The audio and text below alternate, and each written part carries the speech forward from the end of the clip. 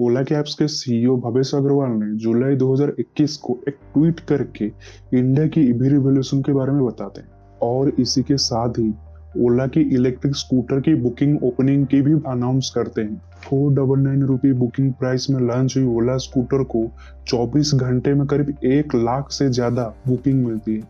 इसी तरह से ओला ने एक ही दिन में 1100 करोड़ रुपए का बुकिंग अमाउंट कलेक्ट कर लेता है। अब सारे इंडियंस बेसब्री से इस ईवी स्कूटर का वेट कर रहे थे, लेकिन अब प्रॉब्लम शुरू हो चुका था क्योंकि लोगों ने सोशल मीडिया पर यह दावा करना शुरू कर दिया कि ओला के बुकिंग के बाद भी डिलीवरी कब मिलेगा। कंपनी की तरफ से कोई रेस्पॉन्स या फिर इंफॉर्मेशन नहीं था। इसी तरह से ओला ने अपनी डिलीवरी प्रॉमिस तोड़ दी। जब ओला के ये ईवीज लोगों को डिलीवरी होना शुरू हुए तो इसमें भी प्रॉब्लम था, क्योंकि लोगों को ब्रोकन पार्ट वाले, डेंट वाले और पार्ट मिसिंग वाले स्कूटर्स डिलीवरी हो रहे थे। इसको देखते हुए बहुत सारे लोगों ने अपना ईवी का बुकिंग कैंसिल कर दिया। इसके बाद भी कंपनी की तरफ से उनको रिफंड नहीं मिला। इस सारे प्रॉब्लम का जड़ कहीं और ही था, जिसके बारे में आज हम डिटेल्स में बात करेंगे। भवेश अग्रवाल 2010 में ओला कैब्स को शुरू किया था, लेकिन कंपनी अभी तक प्रॉफिट जनरेट नहीं कर पा रही थी।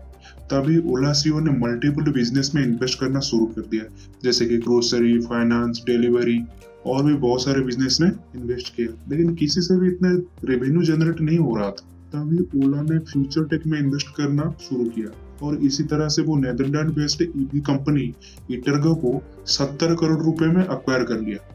2020 में इटरगो की एक्विजिशन के बाद ओला इलेक्ट्रिक की शुरुआत हुई। इटरगो का ये स्कूटर उस टाइम गेम चेंजर माना जा रहा था और ओला को भी इससे बहुत सारी उम्मीदें थी। ओला ने 2400 करोड़ की लागत में बेंगलुरु में अपनी फ्यूचर प्रोडक्शन कंपनी भी स्टार्ट कर दी, जिसमें 10,000 लोगों की काम करने की क्षमता थी और ये सारे वर्कर्स महिलाएं थी। लेकिन ये ओला स्कूटर को लेकर इतनी हाइप क्यों थी? पहली बात तो ओला को एक ही दिन में 1 लाख की बुकिंग मिले, जो कि बहुत बड़ा हाइप है। फिर दूसरी बात है कि ओला की स्कूटर में बहुत सारे खूबियां थी। एक स्मार्टफोन की तरह ओला में वो सारी चीजें थी, music, navigation, touch screen, keyless go, बढ़िया माइलेज और ज्यादा स्टोरिंग कैपेसिटी जैसे स्पेसिफिकेशन से ओला ने अपनी मजबूत पकड़ बना ली। ओला की स्कूटर में ये प्रॉब्लम विदाउट R&D और लैक ऑफ प्रोडक्शन क्वालिटी और मेंटेनेंस की वजह से हो रहा है, जिसको सुधारने की नाकाम कोशिश करते हुए ओला की टेक्निकल टीम के बहुत सारे सीनियर ऑफिसर्स कंपनी छोड़ के जा चुके हैं। विदाउट टेस्ट में मार्केट में आए हुए बहुत सारे ओला स्कूटर्स एक्सेलरेट करते ही पीछे चले जाते हैं, जो कि खतरनाक है, जो कि रिसेंटली बेंगलुरु में हुए एक्सीडेंट से पता चलता है। ओला में हीटिंग इशू बहुत है, जिसकी वजह से कई सारी स्कूटर में आग लग चुकी है। मोस्टली ईवी कंपनीज अपनी गाड़ी में मोटर को ठंडा रखने के लिए एयर या फिर लिक्विड कूलिंग टेक्नोलॉजी का इस्तेमाल करती है, जो कि ओला में नहीं है, जो कि बहुत बड़ी दिक्कत और खतरनाक बात है। ओला की एक और बड़ी प्रॉब्लम है बॉडी स्क्रैचेस, डेंट और पार्ट मिसिंग, और इसका सबसे बड़ा रीजन है ओला के पास कोई भी डीलरशिप नहीं। ऑर्डर करते ही ओला का स्कूटर होम डिलीवरी हो जाता है, लेकिन पुअर केयरिंग और डिलीवरी के वक्त इसमें बहुत सारे डेंटेस और स्क्रैचेस आ जाते हैं।